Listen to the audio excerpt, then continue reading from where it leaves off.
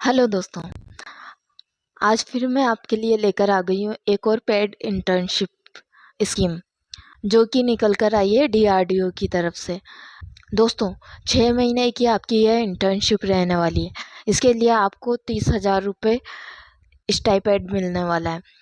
यह internship DRDO labs के अंदर निकाली गई है।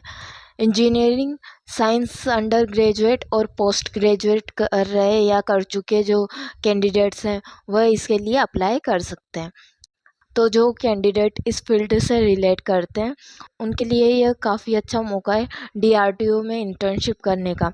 डीआरडीओ के लैब्स में आपकी यह इंटर्नशिप रहने वाली है। नंबर ऑफ़ इंटर्नशिप भी यहाँ पर काफ़ी अच्छी निकाली गई है। अच्छी अच्छी सिटीज़ में आपको यह इंटर्नशिप देखने को मिल जाएगी। इस वीडियो में मैं आपको इस इंटर्नशिप की पूरी डिटेल देने वाली हूँ। हर एक टॉपिक के बारे में हम बात करेंगे, चाहे वो आपके एप्लीकेशन फॉर्म की इम्पोर्टेंट डेट्स हो, कब से फॉर्म स्टार्ट हो चुके हैं, कब आपकी जो है फॉर्म की लास्ट डेट रहने वाली है, या फिर इसकी एलिजिबिलिटी हो, कौन से जो कैंडिडेट्स हैं इसके लिए अप्लाई कर सकते हैं। इसके अलावा कितनी वैकेंसी आपकी, कितनी नंबर ऑफ़ इंटर्नशिप आपके लिए यहाँ पे निकाली गई है, कौन कौन से शहरों में यह आपकी इंटर्नशिप रहने वाली है, किस तरह की आपकी ये इंटर्नशिप रहने वाली है, कितना स्टाइपेंड या कितनी सैलरी आपको इसके लिए मिलने वाली है, इस इंटर्नशिप के क्या क्या फ़ायदे आपको मिलने वाले हैं।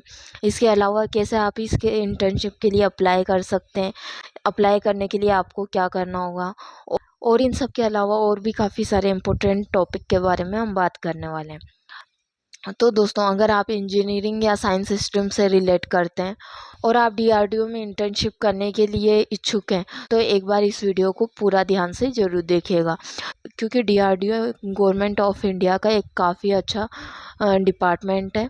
इसमें काफ़ी सारी जॉब्स भी निकलती है जिनके लिए कई लाखों की संख्या में कैंडिडेट्स एग्ज़ाम्स देते हैं।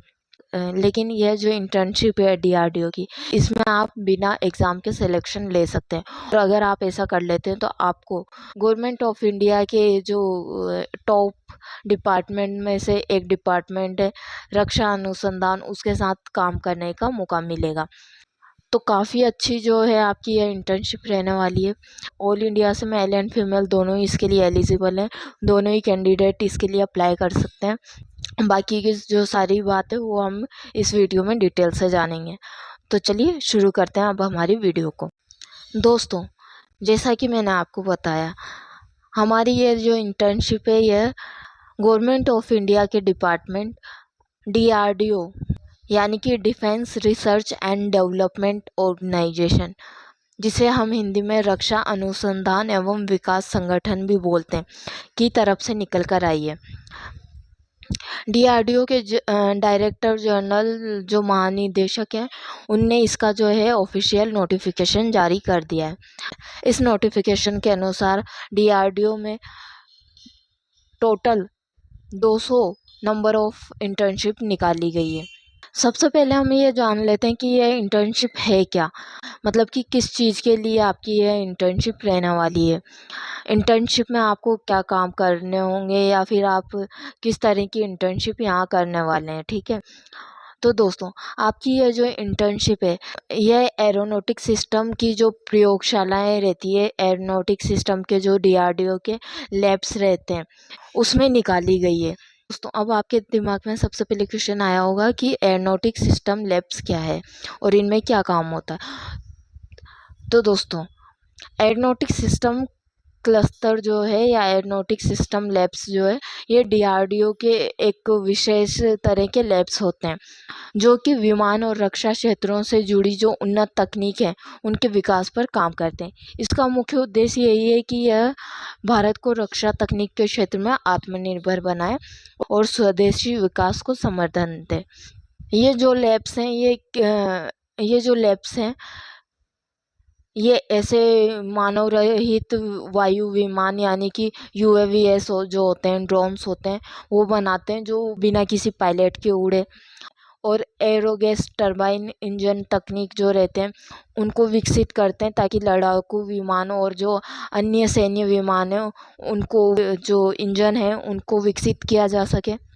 इसके अलावा हवाई निगरानी प्रणाली जो है एयरबोर्न सर्विलेंस सिस्टम जो कहते हैं उसके ऊपर ये काम करते हैं ताकि ईरान से दुश्मन की गतिविधियों पर नज़र बनाई जा सके। इसके अलावा जो पैरासूट डिसलेटर सिस्टम होते हैं, लाइटर थन एयर सिस्टम होते हैं डीआरडीओ के और सैन्य और इंडियन आर्मीज़ के, एयरशिप हो गई, एरोस्टेट हो गया, और जो भी सैन्य उपकरण से रिलेटेड जो काम होते हैं उनमें तकनीकी विकास करना इनका काम रहता है। तो आई होप ये समझ में आ गया होगा आपको कि इन लैब्स का क्या काम रहता है। कुल मिलाकर जो ये लैब्स है ना, ये जो इंडियन आर्मी है उनके जो तकनीकी उपकरण है उन्हें विकसित करने का काम करते हैं। ठीक है, जैसे कि ड्रोन हो गए, मिसाइल तकनीक हो गई, या अदर कोई कंट्रोल सिस्टम हो गए, उन पर यह तकनीकी काम करते हैं। ठीक है, तो ये हो गए आपके एरोनॉटिकल सिस्टम लैब्स के काम। ओके, तो आप अगर इंटर्नशिप करते हैं तो आपको डीआरडीओ में ये सारे काम करने को मिलने वाले हैं। इन्हीं से रिलेटेड आपको यहाँ पे इंटर्नशिप करने को मिलने वाली है। काफ़ी मज़ेदार काम आपका यहाँ पे होने वाला है। ठीक है, अब हम बात कर लेते हैं सबसे पहले इसकी जो इम्पोर्टेंट डेट्स है इसके बारे में। तो दोस्तों, इस इंटर्नशिप के लिए जो एप्लीकेशन फॉर्म है वो 26 मई से स्टार्ट हो चुके हैं, और जो अप्लाई करने की लास्ट डेट है 5 जून 2026 रखी गई है। फॉर्म इसके लिए आपको ऑनलाइन अप्लाई करना होगा। ठीक है, तो कोई दिक्कत नहीं है, ईमेल के द्वारा आपको इसके लिए फॉर्म अप्लाई करना होगा। वह कैसे करना है डिटेल में हम आगे जानेंगे, लेकिन सबसे पहले हम इसके बारे में जान लेते हैं कि कौन कौन कैंडिडेट इसके लिए अप्लाई कर सकते हैं, यानी कि इसकी जो एलिजिबिलिटी क्या है। तो दोस्तों, तो जैसा कि मैंने आपको अभी बताया, इंजीनियरिंग और साइंस स्ट्रीम से रिलेटेड जो कैंडिडेट्स हैं, जो ग्रेजुएशन कर रहे हो या पोस्ट ग्रेजुएशन कर रहे हो, या जो ग्रेजुएशन या पोस्ट ग्रेजुएशन कर ली हो, वो इसके लिए एलिजिबल हैं। जैसे कि आपने बीटेक कर रखा हो, बीई कर रखा हो, बीएससी कर रखा हो, या एमटेक, एमई, एमएससी कर रखा हो या कर रहे हो, तो आप इसके लिए एलिजिबल हैं, आप अप्लाई कर सकते हैं। लेकिन इसमें एक छोटा सा क्राइटेरिया दे रखा है कि आप इस इंटर्नशिप के लिए तभी अप्लाई कर पाएंगे जब आपका मिनिमम सीजीपीए जो है 6.5 हो, यानी कि आपका जो ग्रेजुएशन में जो मिनिमम जो सीजीपीए है वो 6.5 होना चाहिए मिनिमम, तभी आप इसके लिए अप्लाई कर पाएंगे। और यूजी वाले जो कैंडिडेट हैं, अंडर ग्रेजुएशन वाले जो कैंडिडेट हैं, उनके पास 6th सेमेस्टर की मार्कशीट ज़रूर होनी चाहिए। और पीजी यानी पोस्ट ग्रेजुएशन वाले जो कैंडिडेट्स हैं, उनके पास जो है 2nd सेमेस्टर की मार्कशीट होनी चाहिए। भले आप यूजी या पीजी अभी कंटिन्यू कर रहे हो, लेकिन आपके पास इन सेमेस्टर की मार्कशीट है तो आप इसके लिए अप्लाई कर सकते हैं। और जो लास्ट सेमेस्टर है उसमें आपका जो सीजीपीए होता है वो 6.5 मिनिमम होना चाहिए। ठीक है, और अगर आपका जो परिणाम घोषित नहीं हुआ है तो जो उपलब्ध सेमेस्टर है उनके जो औसत अंक है उसके आधार पर आपकी पात्रता की जांच कर ली जाएगी। ओके, तो आपकी जो यूजी की 4th और 5th जो सेमेस्टर है उनके जो एवरेज मार्क्स रहेंगे, और पीजी के जो 1st सेमेस्टर के एवरेज मार्क्स रहेंगे, उनके आधार पर आप यहाँ पे आवेदन करने के लिए एलिजिबल हैं। ओके, लेकिन अगर आपकी ज्वाइनिंग हो जाती है तो आपको जो यूजी का 6th सेमेस्टर है और पीजी का जो 2nd सेमेस्टर है उसकी जो मार्कशीट है वो आपको ज्वाइनिंग के समय पर वहाँ पे सबमिट करनी होगी। ठीक है, नहीं तो आपको जो है इंटर्नशिप नहीं दी जाएगी। अगर आपके पास जो यूजी का 6th सेमेस्टर का और पीजी का 2nd सेमेस्टर का रिज़ल्ट नहीं आया है तो आप जो है इससे पहले के जो सेमेस्टर है उसके बेस पर अप्लाई तो कर सकते हैं, लेकिन आपको ज्वाइनिंग जब तक नहीं दी जाएगी जब तक कि आप यूजी के 6th सेमेस्टर की और पीजी के 2nd सेमेस्टर की मार्कशीट वहाँ पे सबमिट नहीं करा देते हैं। आपको जो है ज्वाइनिंग के समय वो उसे सबमिट कराना होगा, तो ही आपको यह इंटर्नशिप मिल पाएगी। ठीक है, तो ये आपकी जो है एलिजिबिलिटी क्राइटेरिया यहाँ पे रखा गया है। इसके अलावा अगर आप इंडियन हैं तो आप इसके लिए अप्लाई कर सकते हैं, भले आप इंडिया में कहीं से भी हों, आप इसके लिए अप्लाई कर सकते हैं। मेल एंड फीमेल दोनों ही इसके लिए अप्लाई कर सकते हैं। ठीक है, लेकिन ऐसे कैंडिडेट्स जो इंडिया से बाहर दूसरे देशों में स्टडी कर चुके हैं या स्टडी कर रहे हैं, वह इस इंटर्नशिप के लिए अप्लाई नहीं कर पाएंगे। ओके, तो यह जो है आपका इसका एलिजिबिलिटी क्राइटेरिया रखा गया है टोटल। ठीक है, अगर आप इसे पूरा करते हैं तो आप इसके लिए अप्लाई कर सकते हैं। अब बात कर लेते हैं इंटर्नशिप टाइम पीरियड की, यानी कि कितने टाइम के लिए आपकी जो ये इंटर्नशिप है रहने वाली है। ठीक है, तो दोस्तों जैसा कि मैंने अभी आपको बताया 6 महीने की आपकी जो इंटर्नशिप है रहने वाली है, लेकिन पूरे 6 महीने आपको रेगुलर इस इंटर्नशिप के लिए नहीं जाना है। हर महीने कम से कम 15 दिन ही आपको जो है इस इंटर्नशिप के लिए लैब में जाना होगा, शारीरिक रूप से उपस्थित रहना होगा। पूरे महीने आपको जाने की ज़रूरत नहीं है। ठीक है, अगर आप इससे पहले इंटर्नशिप छोड़ देते हैं तो आपको जो है इसका जो प्रमाण पत्र है, सर्टिफिकेट जो है आपको नहीं दिया जाएगा। ठीक है, इसमें कुछ इम्पोर्टेंट इंस्ट्रक्शंस भी दे रखे हैं, जैसे कि जो अदर कंट्रीज़ में पढ़ रहे हैं जो स्टूडेंट्स हैं वो इसके लिए अप्लाई नहीं कर सकते हैं। इसके अलावा इंटर्नशिप ज्वाइन करने से पहले आपको जो है पुलिस वेरिफिकेशन अवश्य कराना होगा। फिर है, अगर आप इंटर्नशिप करते हैं तो इंटर्नशिप के समय आपकी जो आवास की या इसके दौरान जो आपके रहने करने का खर्चे या जो अन्य व्यवस्थाएं हैं वह आपकी स्वयं की जिम्मेदारी होगी, यानी कि डीआरडीओ इसके लिए जिम्मेदार नहीं होगा, आपको खुद का खर्चा उठाना होगा। ओके, इसके अलावा जो कैंडिडेट्स हैं जो इसके लिए इंटर्नशिप जो डीआरडीओ में इंटर्नशिप करेंगे डीआरडीओ लैब में, उन्हें लैब के परिसर में mobile, laptop, smart watch, USB device, ये सभी इलेक्ट्रॉनिक चीज़ें जो है वह ले जाने की अनुमति नहीं होगी। फिर है, हर महीने कम से कम 15 दिन आपको लैब में शारीरिक रूप से उपस्थित रहना होगा। 6 महीने पूरे करने के पर ही आपको प्रमाण पत्र दिया जाएगा। ठीक है, और इंटर्नशिप ज्वाइन करने से पहले आपको पुलिस वेरिफिकेशन करवाना अवश्य होगा। तो आपके जो ये इम्पोर्टेंट इंस्ट्रक्शंस थे ये दिए हुए थे। अब पुलिस वेरिफिकेशन आपको कैसे करवाना होगा तो वो जान लेते हैं हम।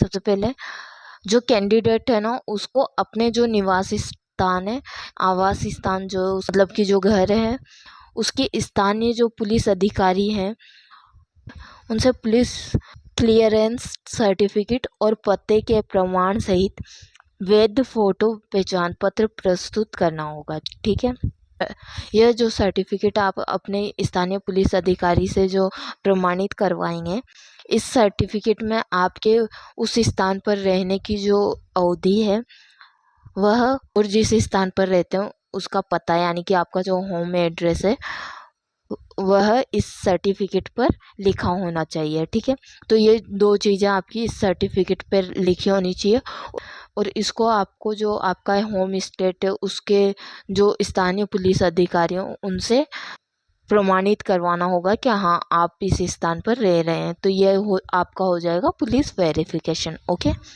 सिंपल सा है।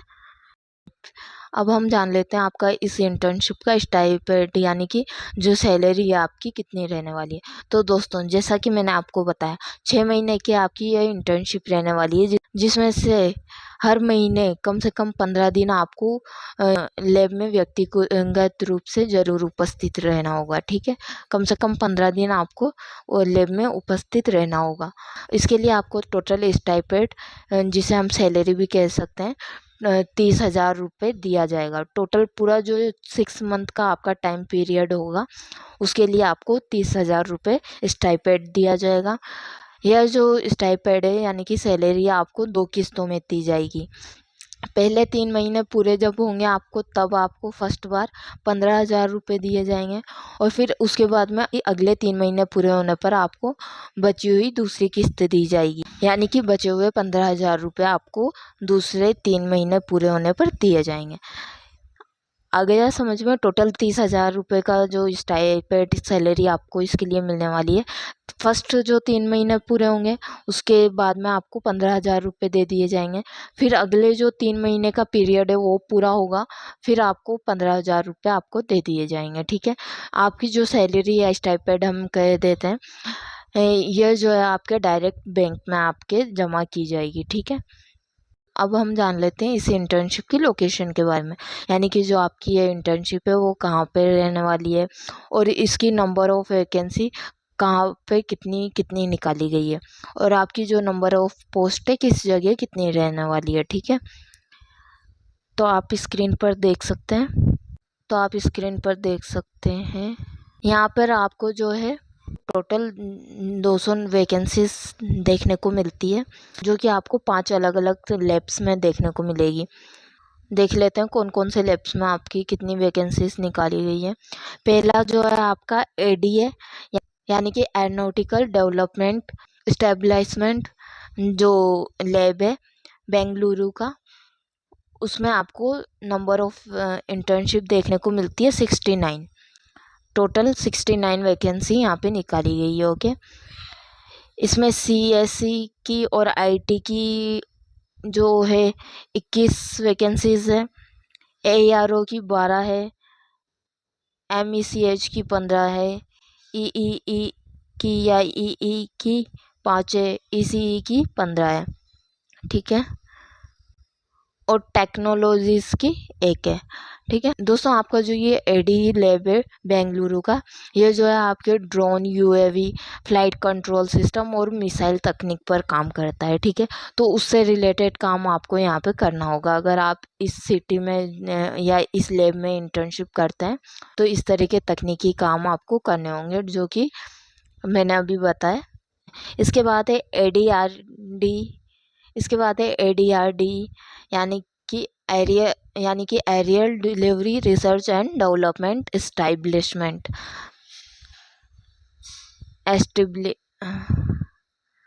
इसके बाद है ADRD आगरा। तो यहाँ पे जो है तो ADRD आगरा का जो लैब है पैराशूट एयर डिलीवरी सिस्टम जो है गगनयान है, ऐसे मिशनों के लिए जो रिकवरी सिस्टम है उनको विकसित करता है। ठीक है, इस लैब में टोटल जो है 20 वैकेंसीज निकाली गई है। कौन कौन से डिपार्टमेंट में कितनी वैकेंसीज है आप स्क्रीन पर देख सकते हैं। इसके बाद है CABS बेंगलुरु में, इसमें 60 यानी कि 60 वैकेंसीज आपको देखने को मिलती है। यह जो आपका लैब रहने वाला है बेंगलुरु का CABS, यह जो आपका CABS लैब है बेंगलुरु का, यह हवाई निगरानी और एयरबोर्न वार्निंग सिस्टम पर काम करता है। ठीक है, यहाँ पर टोटल 60 नंबर ऑफ वैकेंसीज निकाली गई है। डिपार्टमेंट आप देख सकते हैं।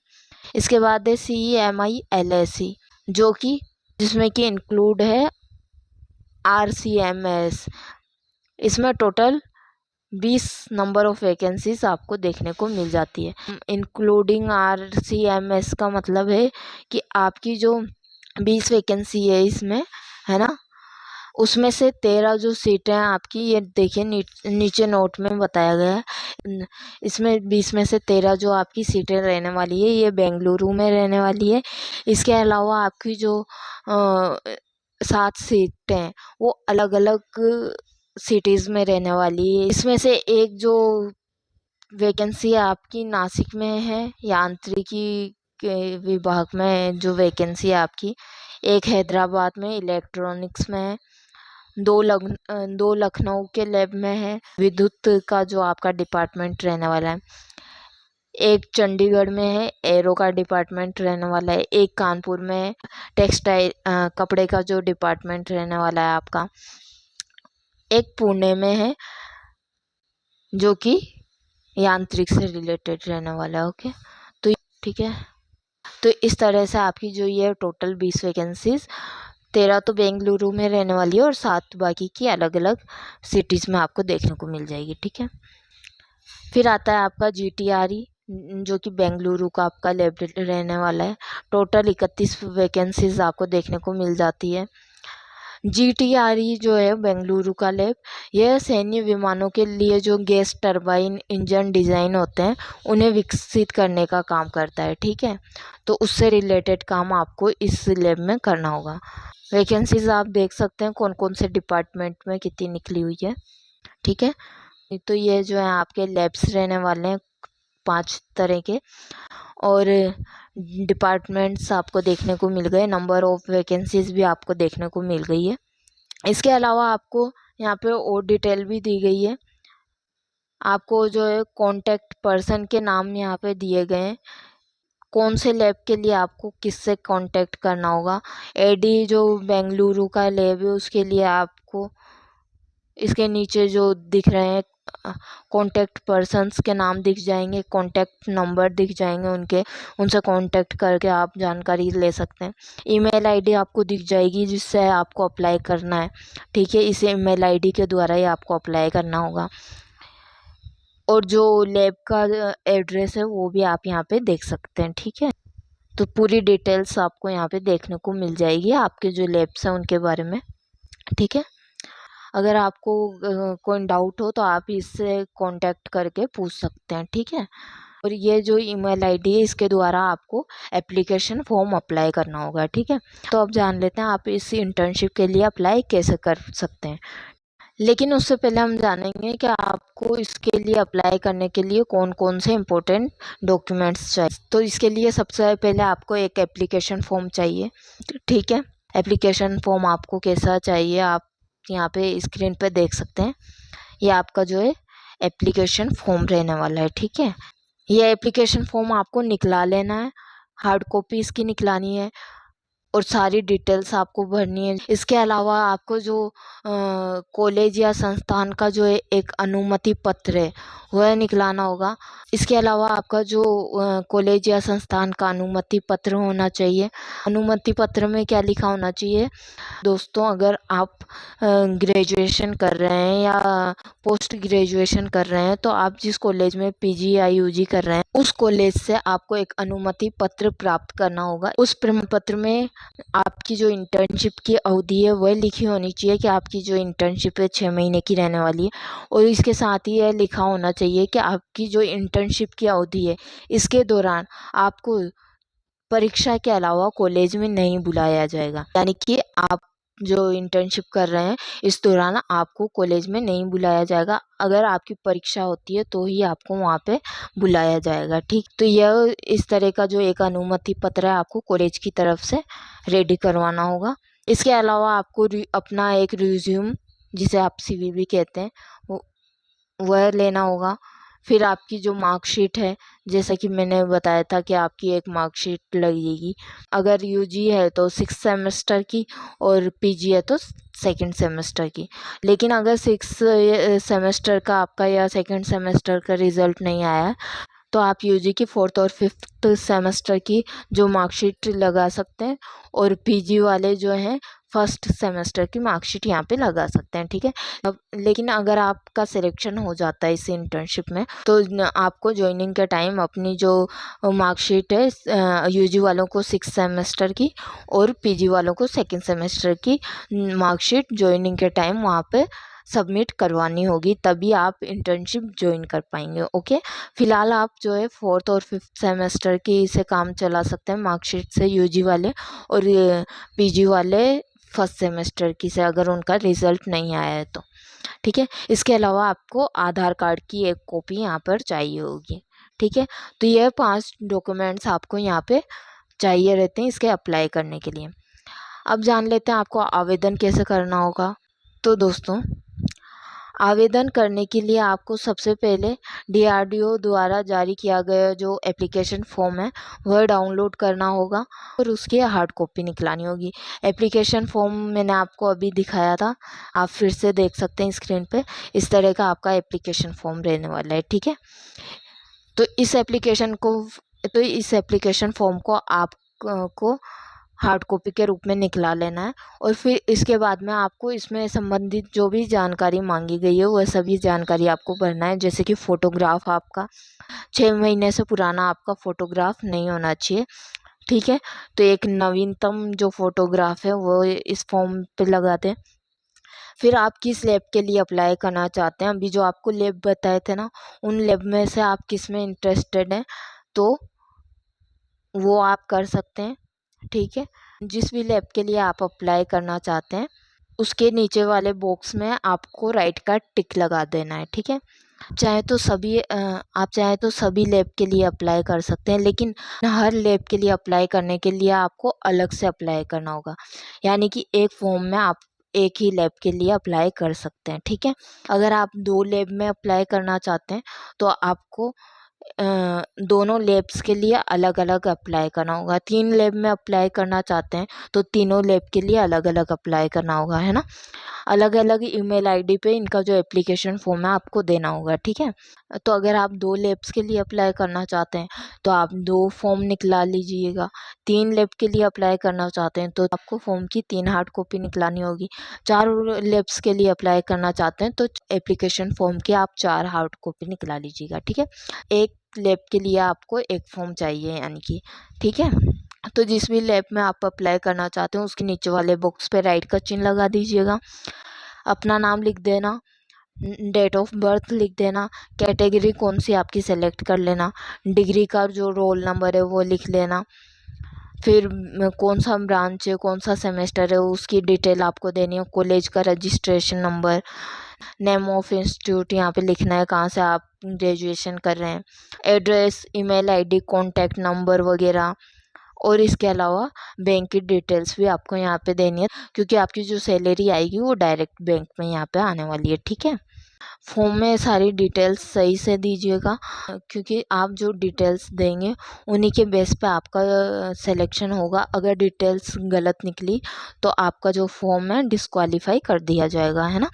और अगर ईमेल सही होगा, कॉन्टैक्ट नंबर आपका सही होगा, तो अगर आप शॉर्ट लिस्ट हो जाते हैं तो आपसे उन्हीं कॉन्टैक्ट नंबर या ईमेल पे DRDO द्वारा कॉन्टैक्ट किया जाएगा, ठीक है। तो इन सभी बातों का ध्यान रखिएगा। एप्लीकेशन फॉर्म भर दीजिएगा, इसके बाद में साइन कर देना। नीचे स्टूडेंट सिग्नेचर का जो दिख रहा है यहाँ पे आपको साइन करना है, ठीक है। फिर आपको जो डॉक्यूमेंट्स बताए थे अभी, जैसे कि एक तो एप्लीकेशन फॉर्म हो गया, उसके अलावा जो कॉलेज का अनुमति पत्र है, रिज्यूम हो गया, मार्कशीट हो गई, आपकी आधार की फ़ोटोकॉपी हो गई, ठीक है। ये सारे डॉक्यूमेंट्स आपको एप्लीकेशन फॉर्म के साथ संबंधित लैब की जो आधिकारिक ईमेल आईडी है, आप स्क्रीन पे देख सकते हैं, उस ईमेल आईडी पे भेज देना है। जैसे कि अगर आप बेंगलुरु की ADA लैब में अप्लाई कर रहे हैं तो इसकी जो ईमेल आईडी है ये विवेक पाटीदार के नाम से दिख रही है। इस ईमेल आईडी पर आपको जो है अपने डॉक्यूमेंट्स भेजने होंगे। अगर आप आगरा के DRD लैब के लिए अप्लाई कर रहे हैं तो आपको आशु नाम की जो ये ईमेल आईडी है इस पे अपने डॉक्यूमेंट्स भेजने होंगे, ठीक है। तो इस तरह से आपको अप्लाई करना होगा। जैसे ही आप इसके लिए ईमेल सेंड कर देंगे डॉक्यूमेंट्स के साथ, एप्लीकेशन फॉर्म सेंड कर देंगे तो आपका एप्लीकेशन फॉर्म अप्लाई हो जाएगा, ठीक है। ध्यान रखिएगा जिस लैब के लिए आप अप्लाई कर रहे हैं उससे रिलेटेड जो ईमेल आईडी है उसी पर आपको अपने डॉक्यूमेंट सबमिट करने हैं, ठीक है। तो इस तरह आप अप्लाई कर सकते हैं। एक से अधिक लैब के लिए आप आवेदन करना चाहते हैं तो कर सकते हैं, लेकिन आप जितने लैब के लिए आवेदन करना चाहते हैं सभी लैब के लिए आपको अलग अलग से आवेदन करना होगा, जैसा कि मैंने बताया। अब जान लेते हैं कि आपका जो सिलेक्शन है वह कैसे होने वाला है इस इंटर्नशिप के लिए, ठीक। तो दोस्तों, आप जो डॉक्यूमेंट्स और एप्लीकेशन फॉर्म भेजेंगे उनके आधार पर आपको शॉर्ट लिस्ट किया जाएगा, ठीक है। शॉर्ट लिस्ट करने के बाद आपसे DRDO लैब्स द्वारा ईमेल आईडी पर या कॉन्टैक्ट नंबर पर कॉन्टैक्ट किया जाएगा, ठीक है। इसमें आपको इंटर्नशिप के बारे में और लैब्स के बारे में सूचना दे दी जाएगी, ठीक है। तो इस तरह आपका सिलेक्शन होने वाला है। तो काफ़ी अच्छी जो इंटर्नशिप है आपकी DRDO की तरफ से ये रहने वाली है। नंबर ऑफ़ वैकेंसीज इसमें काफ़ी अच्छी है।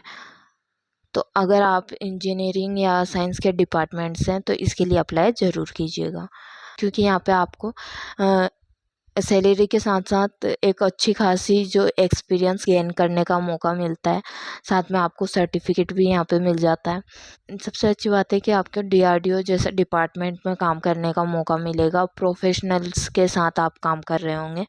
इसका एक बड़ा प्रॉफिट ये भी है कि आप जो है पढ़ाई के साथ साथ अपनी जो ये इंटर्नशिप कर रहे होते हैं, ठीक है।